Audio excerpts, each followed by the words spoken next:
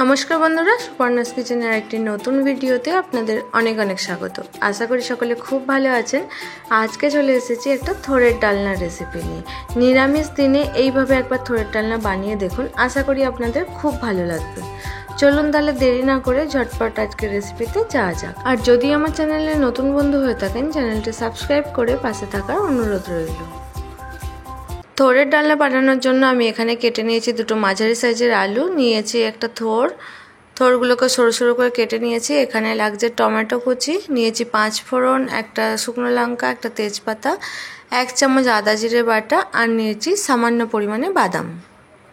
থোড়টাকে এখানে ম্যারিনেট করে নিতে হবে, তার জন্য দিয়ে দিচ্ছি খুব সামান্য পরিমাণে হলুদ, আর দিচ্ছি সামান্য পরিমাণে নুন। এবার হলুদ আর নুনটাকে খুব ভালোভাবে থোড়ের সঙ্গে মাখিয়ে নিতে হবে। হাত দিয়ে একটু চেপে চেপে ভালোভাবে মাখিয়ে নেবেন, এতে থোড়গুলো ভেঙে গেলেও কোনো অসুবিধা নেই। এবার মাখিয়ে রেখে দিচ্ছি 10 মিনিটের জন্য। চলুন এবার তাহলে মেন রান্নায় যাওয়া যাক।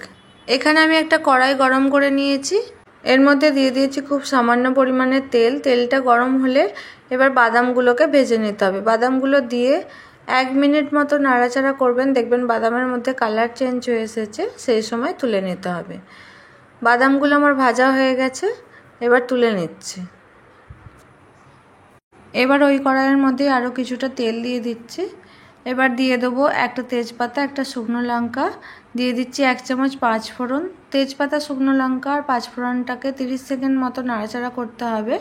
তারপরে আমি এখানে দিয়ে দিচ্ছি 1/2 চামচ চিনি। চিনিটা দিয়ে আবারও কিছুক্ষণ নাড়াচাড়া করার পর এর মধ্যে দিয়ে দিতে হবে কেটে রাখা আলু। আলুটা দিয়েও খুব ভালোভাবে ভাজতে থাকুন 2 থেকে 3 মিনিট মতো।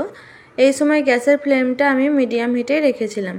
আলুগুলো খুব ভালোভাবে ভাজা হয়ে গেলে এর মধ্যে দিয়ে দিতে হবে টমেটো কুচি। টমেটোটা 1 মিনিট মতো একটু নাড়াচাড়া করে নেবেন।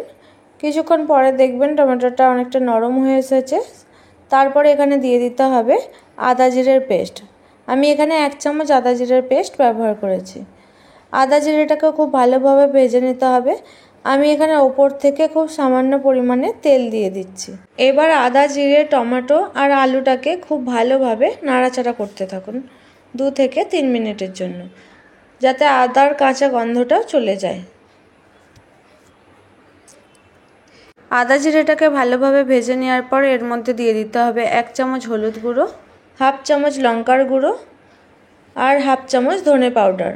লঙ্কাটা অবশ্যই আপনাদের স্বাদ অনুযায়ী দেবেন। এবার সব কটা মশলাকে ভালোভাবে নাড়াচাড়া করে নিতে হবে 1 মিনিট মতো। তারপর এতে দিয়ে দিচ্ছি ম্যারিনেট করে রাখা থোড়। এবার সব কটা উপকরণকে খুব ভালোভাবে কষিয়ে নিতে হবে। ভালোভাবে নাড়াচাড়া করার পর এখানে আমি দিয়ে দিচ্ছি বাদাম। ভেজে রাখা বাদামগুলোকে আমি এখানে একটু ভেঙে টুকরো টুকরো করে দিয়েছি, আপনারা চাইলে গোটাও দিতে পারেন। ভেঙে দিলে ছোট ছোট বাইট মুখে পড়লে খেতে ভালো লাগবে। এবার সবকটা উপকরণকে 2 মিনিট নাড়াচাড়া করে এর মধ্যে দিয়ে দিচ্ছি 1/2 গ্লাস পরিমাণে জল। এবার একটা ঢাকনা দিয়ে সেদ্ধ হতে দিতে হবে 10 মিনিটের জন্য। ফিরে এলাম 10 মিনিট পর। দেখুন থোড়ের তরকারিটা আমাদের প্রায় রেডি। এখানে অবশ্যই নুনটা একটু চেক করে নেবেন। এখানে নুনের পরিমাণটা আমার খুব কম ছিল, তাই আমি এখানে সামান্য পরিমাণে নুন দিয়েছি। দিয়ে নাড়াচাড়া করে এর মধ্যে দিয়ে দিচ্ছি 1 চামচ পরিমাণের ঘি। আবারও নাড়াচাড়া করে নামিয়ে নিলেই রেডি থোড়ের ডালনা। আজকের রেসিপি আপনাদের কেমন লাগলো আমাকে জানাতে ভুলবেন না। যদি ভালো লাগে একটা লাইক, শেয়ার, কমেন্ট এবং চ্যানেলটি সাবস্ক্রাইব করে পাশে থাকার অনুরোধ রইল। ফিরবো আবার নতুন কোনো ভিডিও নিয়ে। ততক্ষণের জন্য সুস্থ থাকুন, ভালো থাকুন, সঙ্গে থাকুন। ধন্যবাদ।